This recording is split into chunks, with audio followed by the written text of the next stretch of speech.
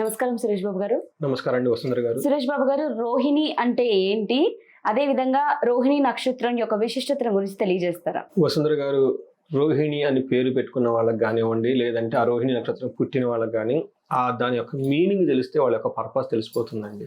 రోహిణి అంటే ఎర్రని ఒక కలర్ అని మనం చెప్పుకోవాలి. రెండు బ్రైట్ అని కూడా మనం చెప్పుకోవాలి. అంతేకాకుండా ఈ రోహిణికి ఇంకొక పేరు అంటే విరించి అంటారు. అంటే బ్రహ్మ అని కూడా మనం చెప్పుకోవాలి. అంటే వృద్ధి అని చెప్పుకోవడం, అభివృద్ధి అని చెప్పుకుంటారు అనమాట. అయితే ఇది ఏమంటారంటే, ఈ స్టార్ని ఎందుకు అలా పిలుస్తారంటే, ఈ star of ascending, star of moving up, ఉన్న పొజిషన్ నుంచి ఇంకా మూవ్ అవడానికి కావాల్సిన శక్తి ఈ నక్షత్రం దగ్గర ఉంటుంది. కాబట్టి దీన్ని రోహిణి నక్షత్రం అంటారు. ఇది power to make things to grow, ఒక విషయాన్ని ఇంకా బాగా తీసుకెళ్ళాలి. అదేవిధంగా ఈ నక్షత్రాన్ని యొక్క సింబల్ మనం అనుకుంటే 5 నక్షత్రాల సమూహం గల దీనిని మనకి ఎడ్లు బండితో మనం పోల్చారన్నమాట. పూర్వకాలంలో ఎడ్లు బండిని ఎందుకు వాడాలంటే, పొలంలో పండిన ధాన్యాన్ని మొత్తానికి ఒక గుప్పగా చేసుకొని అక్కడి నుంచి మనకు కావాల్సిన స్టేజ్కి తీసుకెళ్ళటానికి ఎడ్లు వాడేవాళ్ళు. కాబట్టి ఈ రోహిణి నక్షత్రం వాళ్ళు కూడాను అనేక విధంగా మనం కష్టపడి సంపాదించుకున్న ఒక టాలెంట్ని కానివ్వండి, ధనాన్ని కానీ మొత్తాన్ని తీసుకొని నెక్స్ట్ లెవెల్కి తీసుకెళ్ళటానికి ఈ నక్షత్రం వాళ్ళు ఉపయోగపడతారు. కాబట్టి ఈ నక్షత్రాన్ని